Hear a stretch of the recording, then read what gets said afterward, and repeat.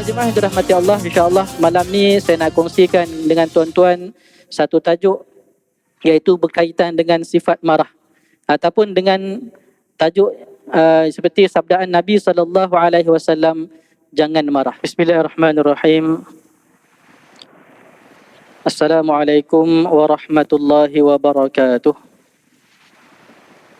Innal hamdalillah nahmaduhu wa nasta'inuhu wa nastahdihi wa nastaghfiruh wa natubu ilaihi wa na'udzu billahi min syururi anfusina wa sayyiati a'malina, man yahdihillahu fala mudhillalah wa man yudlilhu falan tajida lahu waliyyan mursyida.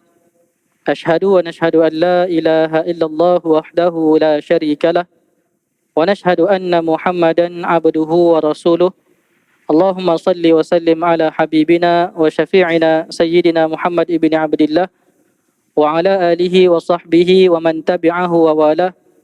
Subhanaka la ilma lana illa ma 'allamtana innaka antal alimul hakim wa la hawla wa la quwwata illa billahil aliyyil azim. Allahumma ja'alna minal ladzina yattabi'una al-qawla fayattabi'una ahsana. Allahumma amin amin fa amma ba'd.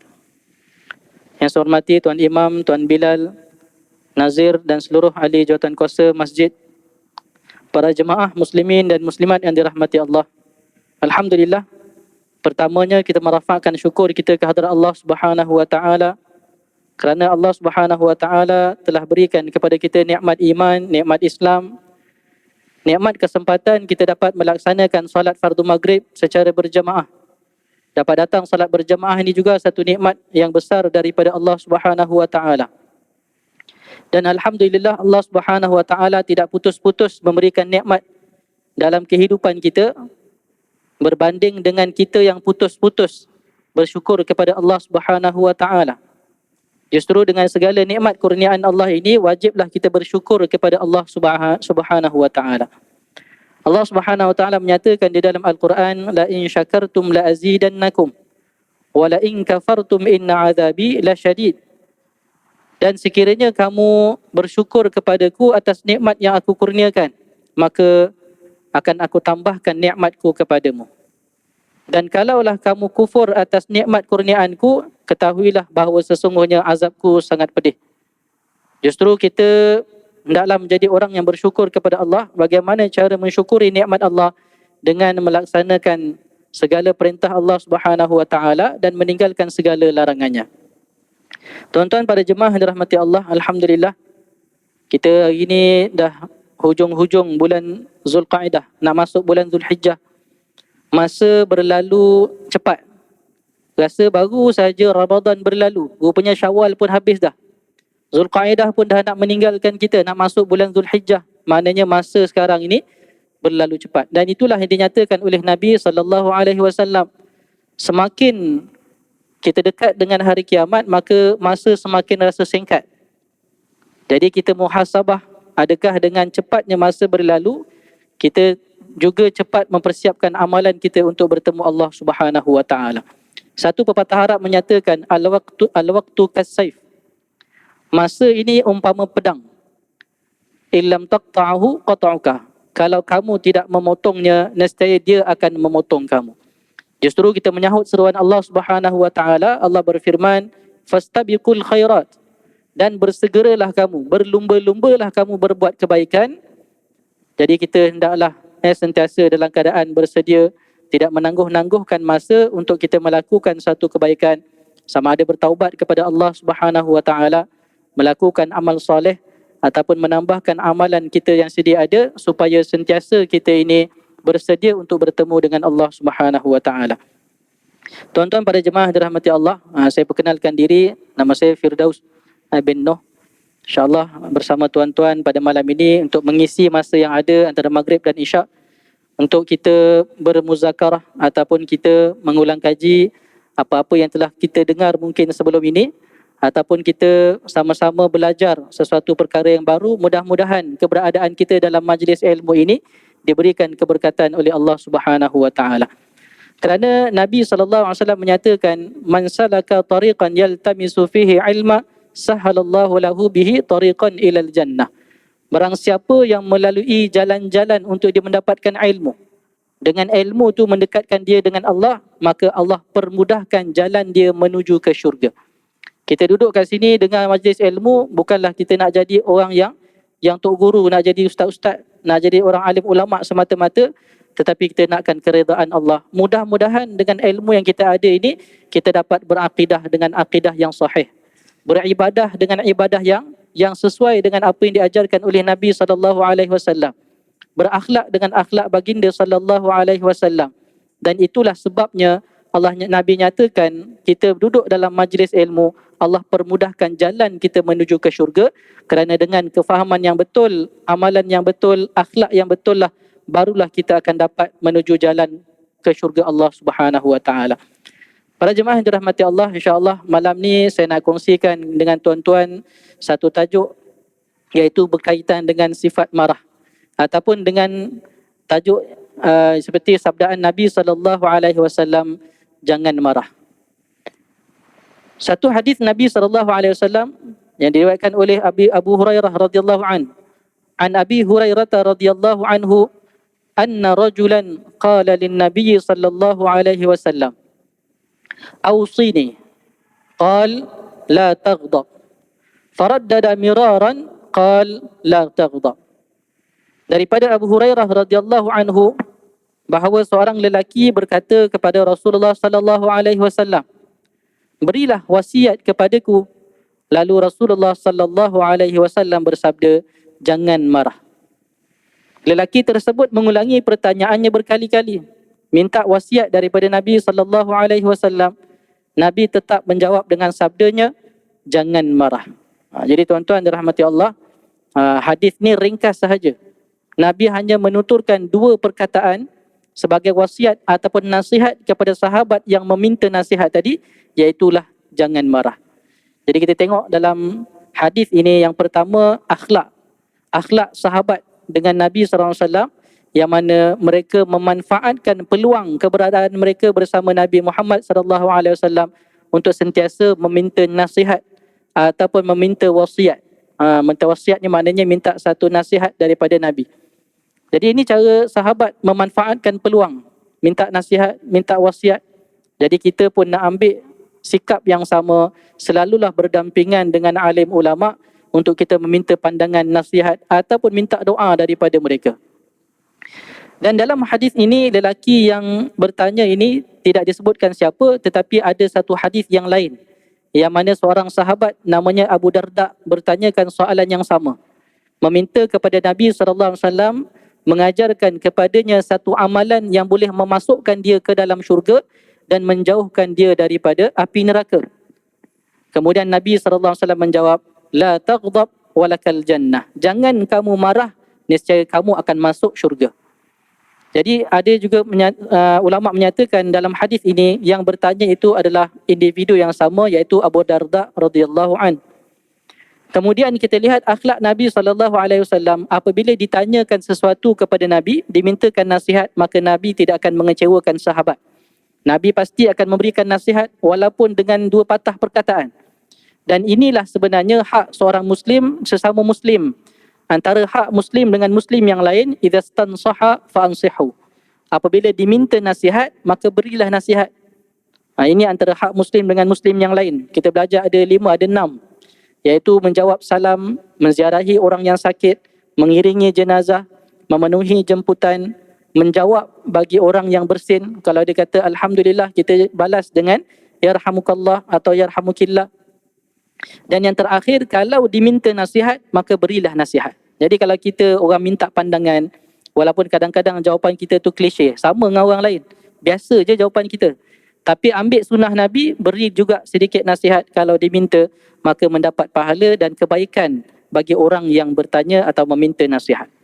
Jadi dalam hadis ini, Nabi SAW memberikan wasiat kepada sahabat yang bertanya dengan perkataan Nabi, jangan marah. Nabi SAW bukan seorang saja yang minta nasihat daripada Nabi, ramai di kalangan sahabat. Tetapi jawapannya berbeza mengikut kepada setiap orang. Mungkin Nabi lihat pada seorang sahabat ini ada perkara yang perlu ditekankan, maka Nabi beri nasihat sekian. Jadi mungkin sahabat seorang lagi ni ada masalah sekian, maka Nabi beri nasihat berbeza dengan kawan seorang lagi. Jadi untuk Abu Darda, Nabi beri nasihat kepadanya, jangan kamu marah.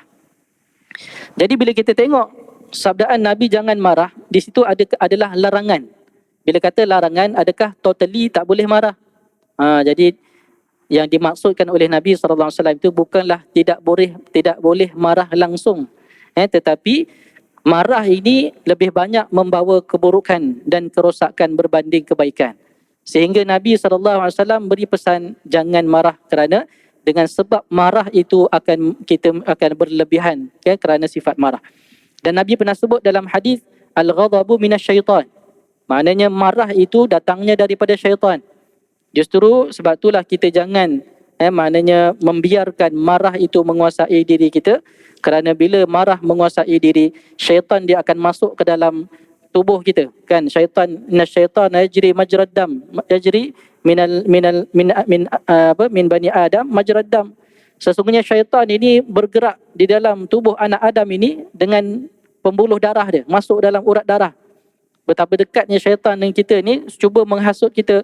Jadi kalau kata Nabi marah itu daripada syaitan, ketika itulah syaitan akan menguasai kita, sehingga orang yang marah ini dia sanggup untuk mengeluarkan perkataan yang tidak baik kepada orang lain. Dia sanggup mencarut, sanggup maki hamun orang, dia sanggup mengumpat tentang orang, sanggup dia memfitnah orang mungkin kerana perasaan marah. Tak cukup dengan perkataan, kemudian dikeluarkan, ditunjukkan pula dengan tindakan, mungkin dengan kekerasan ataupun menzalimi orang yang dimarahinya. Kemudian sampai peringkat sanggup membunuh kerana apa? Kerana sifat marah. Sebab itulah Nabi SAW menyatakan jangan marah. Dan tuan-tuan rahmati Allah sekalian, marah ini bukanlah satu perkara yang asing bagi kita semua. Sebab marah ni antara emosi yang biasa. Maknanya secara fitrahnya ada pada diri setiap orang. Macam orang yang ada, kadang-kadang dia gembira, kadang-kadang dia sedih, kadang-kadang dia takut, dan kadang-kadang ada keadaan menyebabkan dia marah. Jadi ini normal. Ada satu, saya tak ingat pepatah ke ataupun kalam hikmah. Dia sebutkan orang yang tidak ada marah pada diri ini seumpama himar. Himar ni maknanya keldai. Kenapa? Sebab keldai ni kalau dekat negara Arab kita tengok, dia tarik beban yang berat. Kan dia tarik kereta dia tu, dekat atas kereta tu kadang ada tonggas pun kadang dia angkut. Kan kadang-kadang bawa peti ais pun ada dekat atas kereta dia tu. Dia tarik dan dia tak ada marah sikit pun. Dan tarik kereta himar tu kadang dia bukan sebat dengan tali, bukan dengan rotan, tapi dengan kayu. Sampai berkudis badan keldai tu, tapi keldai ni tak pernah marah. Mungkin dia bunyi cara dia lah, tapi dia tak marah. Jadi ada pepatah Arab kata, kalau orang itu tidak ada langsung marah dalam dirinya, maka dia seumpama keldai. Jadi bukanlah orang kata nak suruh marah, tetapi kebiasaan fitrah setiap manusia itu ada perasaan marah kepada mereka. Dan Nabi SAW menyatakan jangan marah kerana marah itu lebih banyak membawa kepada kerosakan. Dan juga sifat marah ini, maknanya kalau tidak dikawal, ia akan menyebabkan kita berlebihan. Jadi Allah Subhanahu Wa Taala menyatakan di dalam Al-Quran bahawa orang yang berjaya menahan sifat marah ini termasuk orang-orang yang bertakwa. Allah berfirman di dalam Al-Quran, "Wasari'u ila maghfiratin min rabbikum wa jannatin 'arduhas samawati wal ard u'iddat lil muttaqin." Dan bersegeralah kamu untuk mendapatkan keampunan daripada Tuhanmu dan mendapatkan syurga yang luasnya seluas langit dan bumi, disediakan untuk orang-orang yang bertakwa. Allah sambung lagi, nyatakan lagi siapakah dia orang-orang yang bertakwa? Allazina yunfiquna fis sarra'i wad dharra. Orang yang bertakwa yang dapat syurga Allah yang seluas langit dan bumi ialah orang yang menginfakkan hartanya di jalan Allah ketika senang dan ketika susah. Kita nak infak harta masa senang tu senang, tapi nak menginfakkan harta masa susah tu susah. Kan? Jadi kalau kita mampu buat, maka kita buat tu kerana Allah, kerana takwa kita kepada Allah. Yang kedua, Allah SWT nyatakan wal kaziminal ghaiz, dan orang-orang yang menahan marah. Ni ciri orang bertakwa yang dapat syurga. Orang-orang yang menahan marah. Dan menahan marah ini mestilah kerana Allah, baru dapat syurga. Ada orang menahan marah tapi bukan kerana Allah. Dia tahan marah sebab apa? Sebab yang dia marah tu bos dia. Cakap lebih-lebih nanti kena buang kerja. Orang yang dia marah tu orang yang berjawatan daripada dia. Jadi dia tak marah. Tahan marah kerana apa? Bukan kerana Allah. Maka ketika itu tak dapatlah pahala, tak dapatlah sifat orang bertakwa. Jadi menahan marah itu mestilah kerana Allah, maka balasannya adalah syurga Allah.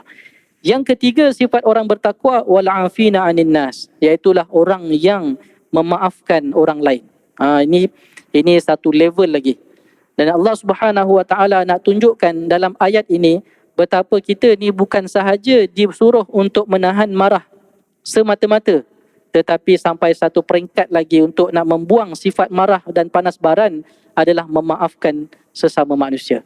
Kita nak tahan marah senang, bukan senang, mana kita boleh buat. Tapi dengan sebab kita tahan marah, mungkin perasaan marah menyebabkan hati kita sakit. Kita sakit hati, kan? Dan kita simpan dendam, pendam perasaan itu sehinggalah kan berlarutan sampailah orang tu dah meninggal pun masih lagi marah dalam hati tu. Kita dah tahan dah nak lepaskan dengan mulut, dengan tindakan, tapi masih simpan dalam hati. Dan Allah Subhanahu wa taala mengajar kita tak cukup dengan kita menahan marah, kita hendaklah memaafkan orang yang kita marah. Jadi ada orang kata, "Ustaz, saya dah tahan marah dah, tapi hati sakit, panas," kan? Ataupun dia simpan dendam sampai peringkat dia memudaratkan diri sendiri. Memudaratkan diri sendiri. Kadang-kadang kita marah orang ni, kita marah orang yang kita marah tu dia tak ada apa pun. Dia tak ada kesan apa pada diri dia. Tapi yang kesan ni mudarat ni pada siapa? Pada orang yang marah. Contoh, kawan tu lalu depan rumah kita langgar pasu rumah kita. Kan pasu jatuh pecah. Kawan tu naik motor, dia dah jalan dah. Dan mungkin dia pun tak perasan. Dia tak sengaja dan tak perasan dia dah langgar dan jatuhkan pasu depan rumah kita. Kita nampak dia jatuhkan pasu tu, start daripada hari tu kita dendam dengan dia. Ni orang ni memang tak puas hati lah. Kan? Kita marah, sakit hati dengan dia, sampai kawan tu dah meninggal, masih marah lagi. Kawan tu tak ingat, tak tahu apa pun. Jadi yang sakit, yang susah hati itu siapa? Orang yang marah. Jadi nak mengubati rasa sakit hati, nak mengubati perasaan panas baran dan marah ini, Allah SWT kata, wal afina 'anil nas. Hendaklah kita memaafkan orang lain. Sebab tu biasa kalau pernah dengarlah ceramah Dr. Fadilah Kamsah, kan, pakar motivasi, biasa dia pesan apa? Sebelum tidur, maafkan semua orang. Ini satu amalan yang sangat baik. Sebelum tidur, maafkan semua orang supaya kita tidur dalam keadaan tenang. Tidur dalam keadaan tidak menanggung beban kemarahan kita dan dendam kita kepada orang lain.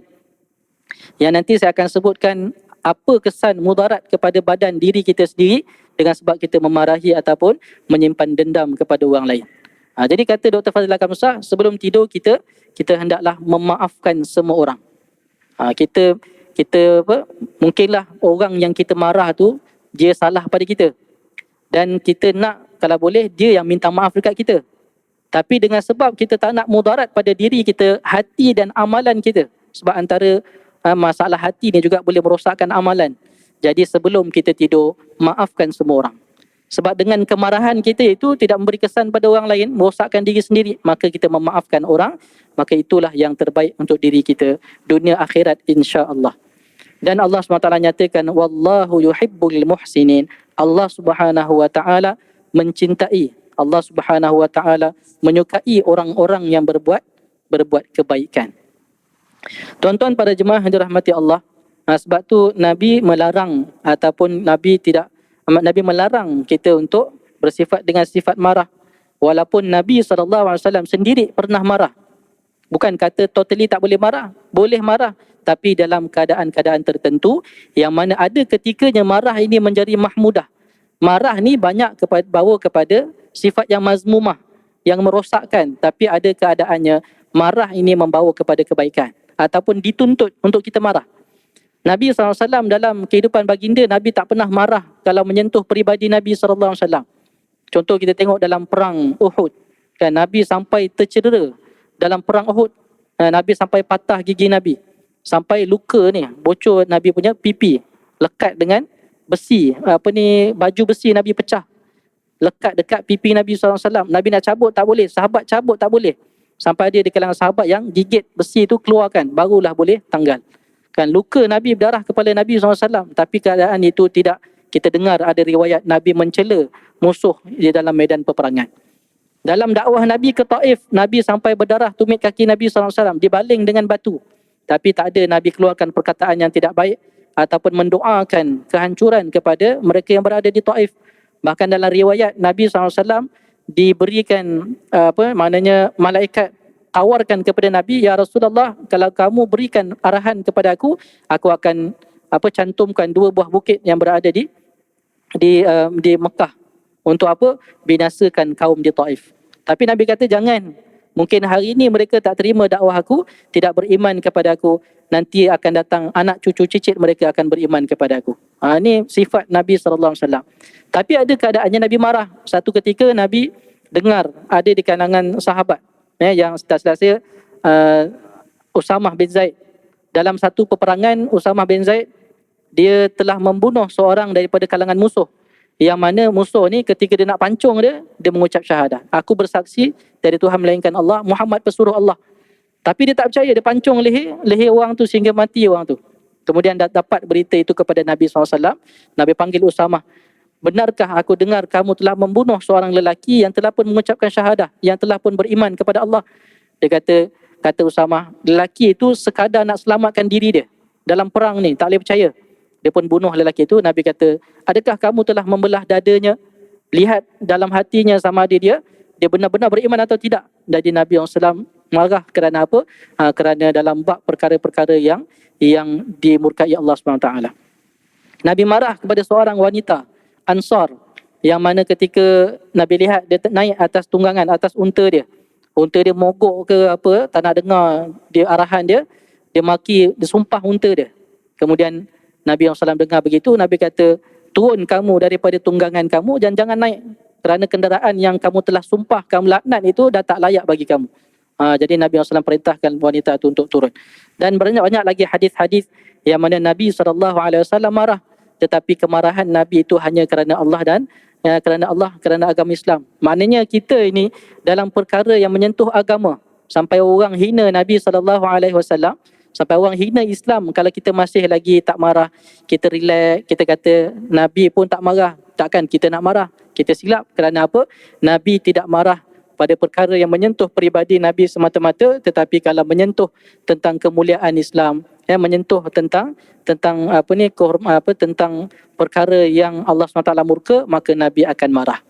Jadi kita ni marah itu perlulah bertempat, cumanya kita perlu mengawal marah. Kerana kalau kita tidak mengawal marah, maka marah itu akan mengawal ataupun menguasai kita. Kalau marah telah menguasai kita, maka kita akan cenderung melakukan perkara-perkara yang berlebihan ataupun yang merosakkan diri kita. Tuan-tuan para jemaah yang dirahmati Allah, Nabi SAW menyatakan dalam sebuah hadis, laisa syadid bisur'ati, innama syadidul ladzi yamliku nafsahu 'indal ghadabi. Bukanlah orang yang gagah perkasa, ialah orang yang kuat bergusti. Tetapi orang yang gagah dan kuat itu adalah orang yang mampu menahan dirinya ketika dia marah. Kita jangan rasa kita hebat, kuat, sedangkan kita tak mampu mengawal marah. Jadi Nabi SAW kata, sebenar-benar orang yang kuat ialah orang yang mampu menahan marah. Dan biasanya kita marah kepada orang ataupun kita menunjukkan kemarahan, melepaskan kemarahan kita ini kepada mereka yang kita berkuasa ke atasnya. Mungkin kalau seorang ayah, dia lepaskan marah pada anak-anak, kan, ibu pada anak dia, ataupun suami kepada isterinya. Kalau majikan kepada pekerjanya, orang yang ada jawatan kepada anak buah dia. Jadi ini kebiasaan. Sebab apa? Sebab dia ada kemampuan untuk marah. Kalau orang tu dia duduk di bawah kekuasaan seseorang dan dia marah pada tuan dia, biasanya dia tak lepaskan marah dia. Jadi Nabi SAW menyatakan, husnul khuluq huwa alla taghdab in istata'ta. Akhlak yang baik ialah kamu tidak marah ketika mana kamu mampu untuk marah. Kita mampu nak marah ni sebab kita bos, dia anak buah kita, dia pekerja kita, kita bayar gaji dia, tapi kita tahan. Bukan kata tak boleh marah langsung, boleh, tapi jangan berlebihan sampai kita buat perkara yang menyakiti dia, menzalimi dia. Jadi ketika kita mampu untuk marah, ketika itu kita tahan. Jadi Nabi SAW, itulah tanda akhlak yang baik. Kata Al-Imam Al-Ghazali, orang yang marah ni ada sifat orang yang marah ni ada 3 keadaan. Satu, orang yang dia cepat marah, cepat reda. Orang cepat marah, cepat reda. Yang kedua, orang yang lambat marah, lambat reda. Biasa orang ni dia simpan, dia dah tak tahan, meletup. Akan marah dan lambat reda. Dan yang ketiga, kata Al-Imam Al-Ghazali, orang yang lambat marah, cepat reda. Dan yang ketiga inilah yang terbaik. Maknanya bukan kata tak boleh marah, tapi kita kawal kemarahan kita, kawal diri kita, cuba memaafkan orang lain, dan kalau kita terpaksa marah pun cepat reda. Maknanya kita boleh mengawal diri kita ketika marah. Tuan-tuan para jemaah dirahmati Allah, jadi kesan marah ini sama ada pada individu ataupun kepada masyarakat. Individu pada diri orang yang marah. Kerana apabila seorang marah itu, maka dia boleh memberikan mudarat pada badannya, mudarat pada akhlaknya dan keimanannya kepada Allah Subhanahu Wa Taala.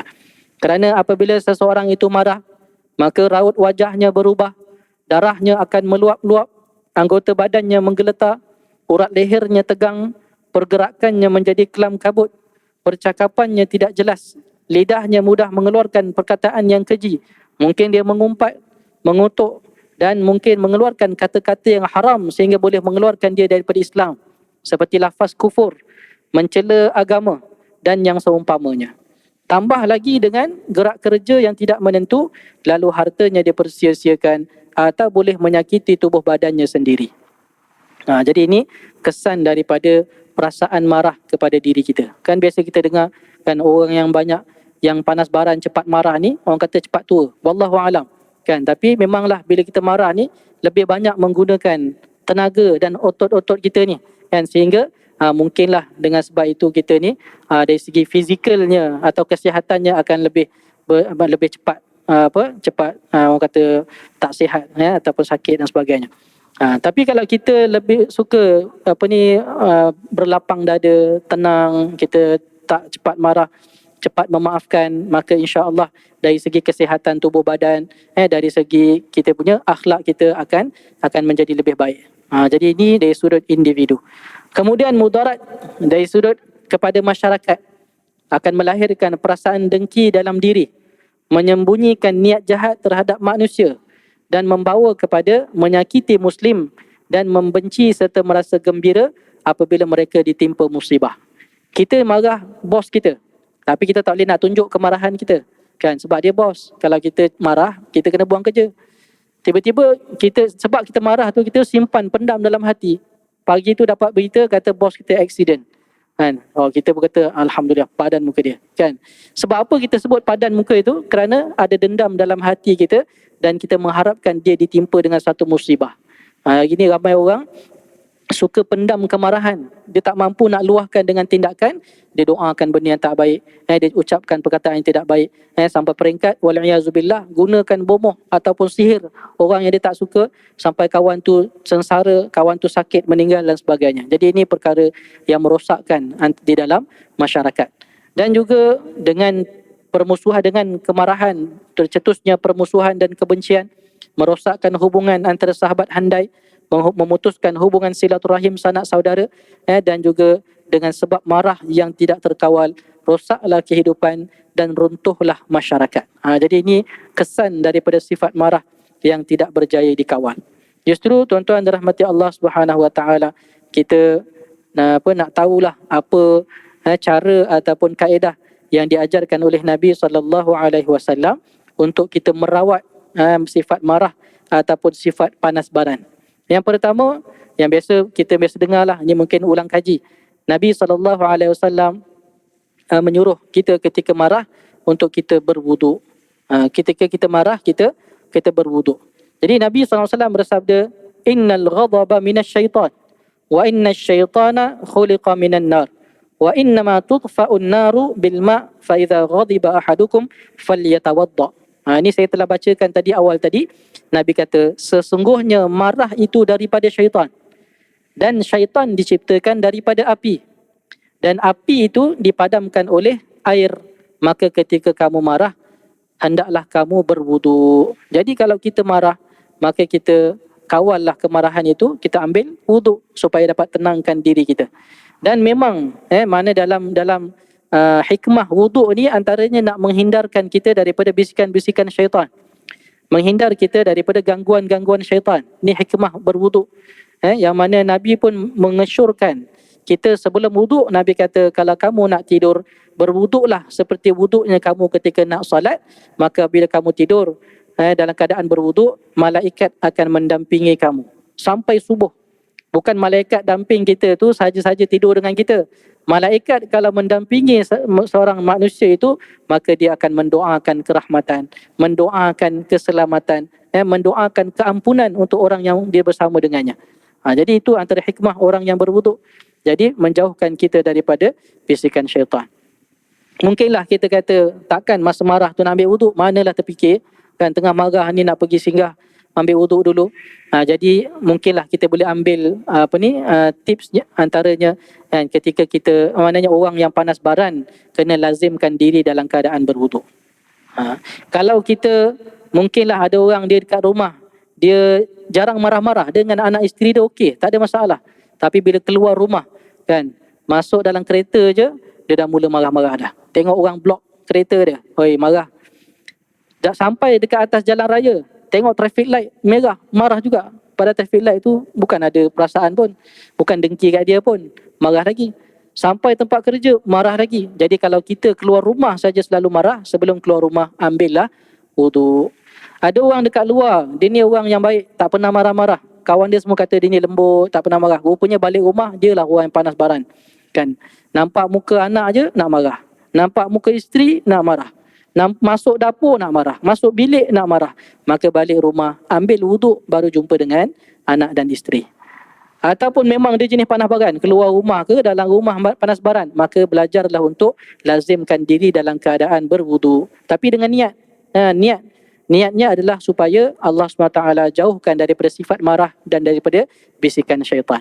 Sebab banyak amalan-amalan kita ini ada dia punya manfaat dia yang tertentu, yang mesti kita niat baru kita dapat kelebihan tu.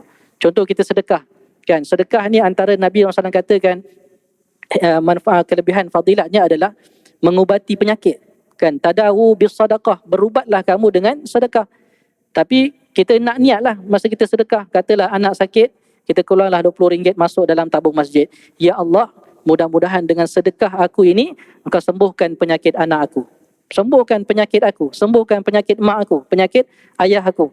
Jadi dengan fadilat sedekah dan janji Nabi SAW. Jadi kalau Nabi kata wuduk itu berikan ubat kepada orang yang marah, maka kita berwuduk dan niat mudah-mudahan wuduk itu membuang sifat marah dan panas baran kita. Jadi itu yang pertama yang dianjurkan oleh Nabi SAW. Yang kedua, ni patutnya yang pertama, iaitulah membiasakan diri dengan akhlak yang mulia. Membiasakan diri dengan akhlak yang mulia. Maknanya jangan biasakan lidah kita menuturkan perkataan yang tidak baik. Jangan biasakan kita bertindak dengan tindakan yang kasar. Buat zalim ataupun buat khianat pada orang. Akhlak dengan akhlak yang baik ini, kita akan terhindar daripada marah yang berlebihan. Kerana orang yang terbiasa lidah dia cakap perkataan yang keji, yang kotor, yang tak baik, bila dia marah dia akan keluarkan perkataan tu.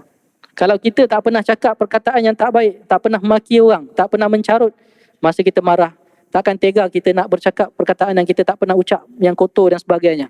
Jadi ketika maknanya kita biasakanlah diri kita dengan akhlak yang baik, insya-Allah kita mampu mengawal diri kita ketika kita marah. Dan yang ketiga, Nabi SAW menyatakan, "Idza ghadiba ahadukum wa huwa qa'imun falyajlis." Apabila marah seseorang kamu, ketika itu dia sedang berdiri, maka duduk. Fa in dhahaba anhu al-ghadab wa illa falyataji'. Dan sekiranya dia melakukan demikian boleh menghilangkan kemarahannya. Kalaulah tidak menghilangkan juga kemarahannya, hendaklah dia berbaring. Jadi tips yang ketiga ialah merubah kedudukan ketika kita marah. Jadi Nabi kata kalau berdiri kena duduk. Sebab orang berdiri cenderung untuk dia melakukan perkara yang berlebihan.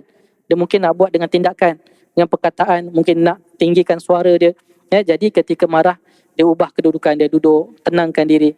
Nabi kata kalau duduk pun masih tak tenang lagi, baring. Pergilah rehat ke, tidur ke. Kan? Sebab tu kita, kadang orang lelaki ni bila dia marah, kan, dia ambil kunci kereta dia jalan. Sebab apa? Kalau dia duduk stay kat situ, mungkin dia akan bertambah kemarahan dia. Jadi ini apa yang diajarkan oleh baginda Nabi SAW. Itu yang ketiga.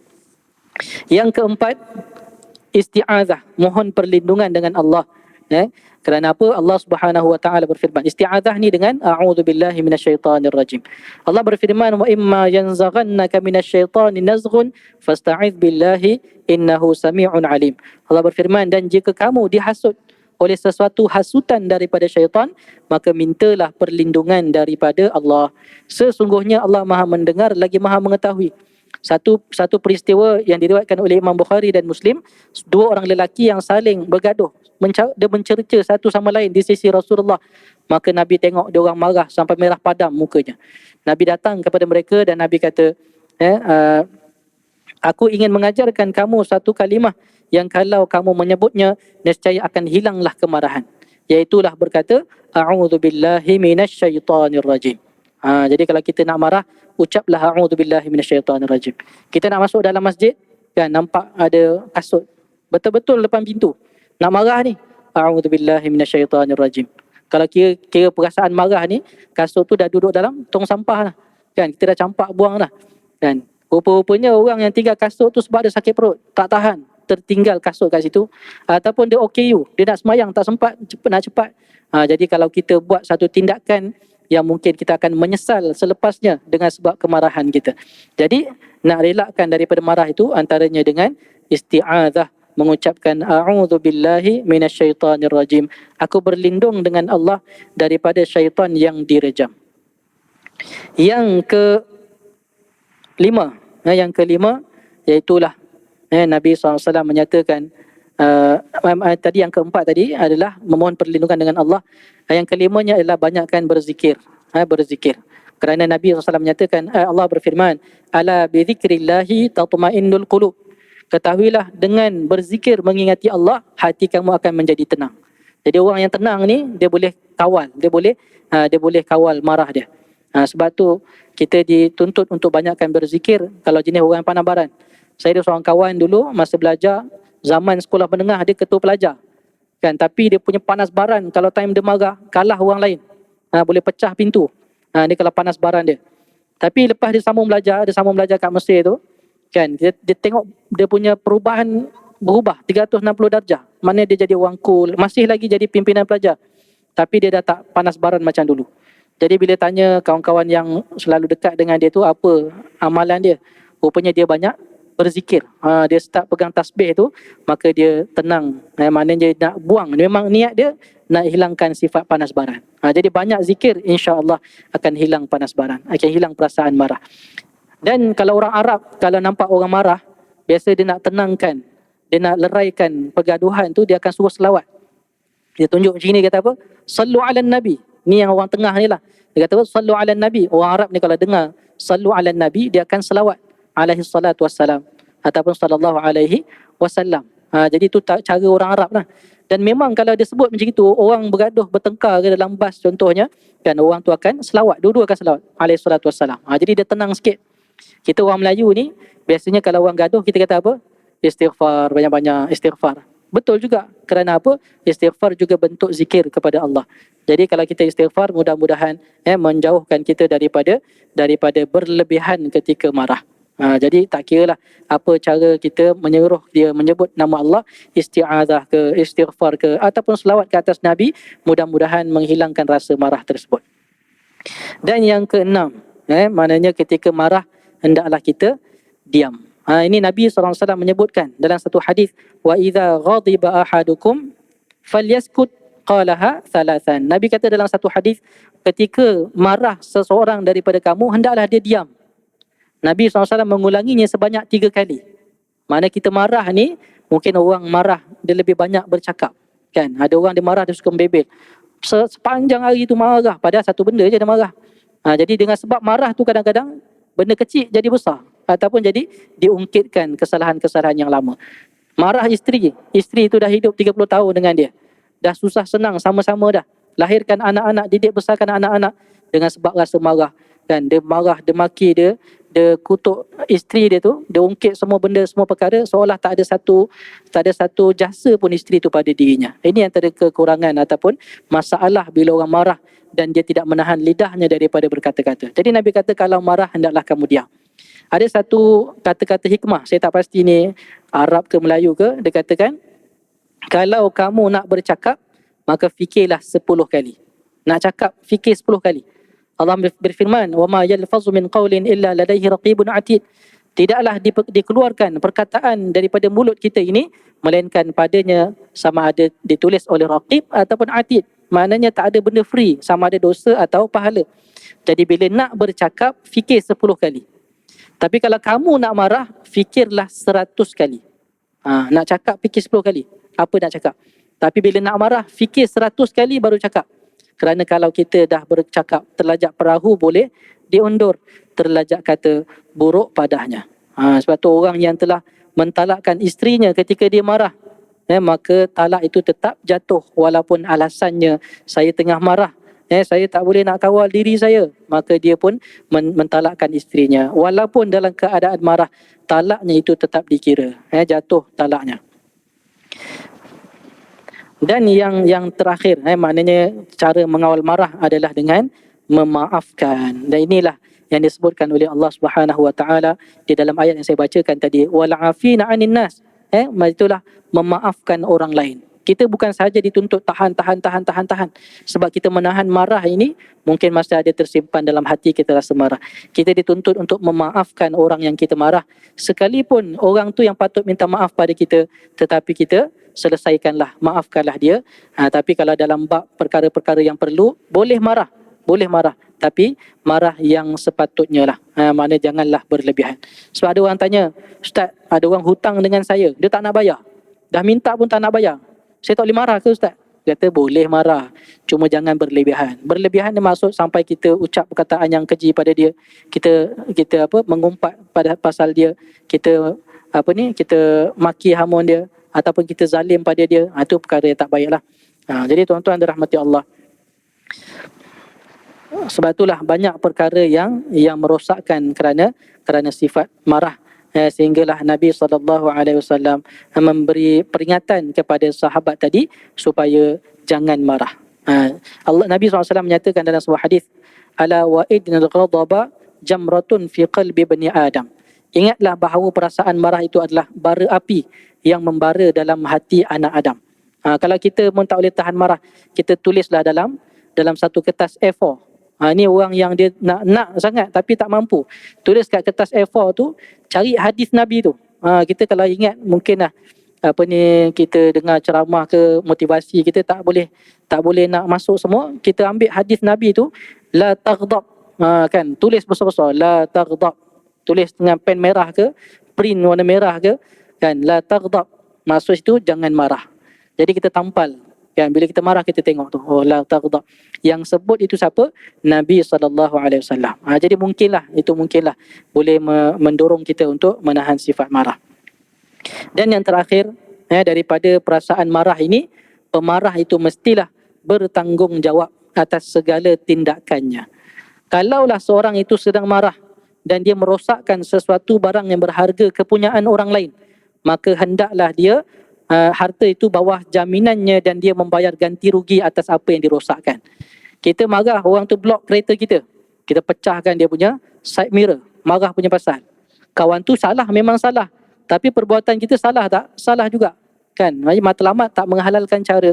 Walaupun orang tu buat salah pada kita menyebabkan kita marah, bila kita merosakkan harta orang dengan cara yang salah, maka kita hendaklah membayar ganti rugi. Harta tu bawah jaminan kita. Yang kedua, kalau sekiranya orang yang marah itu membunuh dengan sengaja, membunuh satu jiwa dengan sengaja, maka hendaklah dihukum dengan hukuman qisas. Walaupun dia kata saya marah sangat, maknanya membunuh, minta tak kena hukuman, tapi sama sahaja dia akan dihukum dengan hukuman qisas, bunuh balas bunuh, ataupun kalau dimaafkan dia kena bayar diat, 100 ekor unta. Itu maknanya sampai peringkat membunuh orang lain kerana marah, tetap juga dikenakan hukuman. Marah itu bukanlah excuse untuk orang tersebut. Yang ketiganya, sekiranya dia melafazkan dengan lafaz kufur, maka dia dihukumkan sebagai murtad sehinggalah dia bertaubat dengan taubat nasuha. Kan ada orang marah sangat, kan, tengok penguatkuasa ni asyik cari dia je, kan, dia geng LGBT contohlah. Contoh ni tak ada kena mengena dengan sesiapa, kan, dia kata ini orang ni asyik cari dia je, dia kata macam gini, tak payahlah dia jadi orang Islam. Jadi orang bukan Islam lagi senang, lagi tenang, tak ada orang kacau. Kalau dia niatkan itu, maksud dia nak keluar daripada agama, maka dia dihukum sebagai murtad. Kan, kerana melafazkan kufur walaupun dia kata masa tu saya tengah marah. Jadi kalau dia telah melafazkan kufur, dijatuhkan dia dihukum murtad, dia hendaklah bertaubat kepada Allah Subhanahu Wa Taala dengan taubat nasuha. Itu maknanya lafaz kufur. Ada orang kalau dia marah sangat, dia kata macam ini, saya balik agama asal saya lah, kan, saya menyesal jadi orang Islam. Dia mudah-mudah sebut begitu, kan, ketika itu boleh dijatuh padanya hukum murtad. Yang keempat, sekiranya dia melafazkan bersumpah ketika dia sedang marah, maka sumpahnya valid. Sumpahnya valid walaupun dia tengah marah. Dia kata masa tu tengah marah, mana saya ingat apa saya sebut. Jadi dia kena melaksanakan apa yang telah dilafazkan dari sumpahnya. Kalau dia tidak melaksanakan seperti apa yang disumpahnya, hendaklah dia membayar kafarah sumpah. Jangan ingat sumpah ni free je. Kalau kita sumpah sesuatu, kita tak laksanakan sesuai dengan sumpah kita, maka hendaklah membayar kafarah sumpah. Saya tak ingatlah kafarah sumpah. Dalam Quran ada sebut, siapa yang bersumpah dia tak melaksanakan, dia kena bayar kafarah. Yang kelima, sekiranya seseorang itu sedang marah dan dia mentalakkan isterinya, maka jatuh talaknya. Ni biasa orang talak, menceraikan isterinya, dia bagi alasan masa tu saya tengah marah, kan, masa tengah marah saya tak fikir apa, dia kata dia terus ceraikan isteri dia. Jadi kata macam mana ni ustaz, kan tak jatuh kan, sebab saya marah masa tu, kalau saya dah cool ni saya menyesal. Jadi walaupun ketika itu dia sedang marah, bila dia melafazkan talak kepada isterinya, maka jatuhlah talaknya. Tapi jangan kita menghukum dia pula, suruh dia pergi ke mahkamah syariah untuk dia mengesahkan perceraian. Bila dengar cerita buat orang yang ceraikan pasangan dia ni, memang masa dia tengah marah, tadi dia lepak kedai kopi, tiba-tiba dia kata dia nak ceraikan isterinya. Jadi kalau dia telah melafazkan cerai, maka jatuh talaknya. Wallahu alam. Sekadar itulah perkongsian saya pada malam ini, mudah-mudahan bermanfaat kepada kita semua, saya yang berkata-kata dan semua kita yang mendengar, insya-Allah. Aku qauli hadza astaghfirullahal azim li wa lakum, billahi taufiq wal hidayah. Assalamualaikum warahmatullahi wabarakatuh.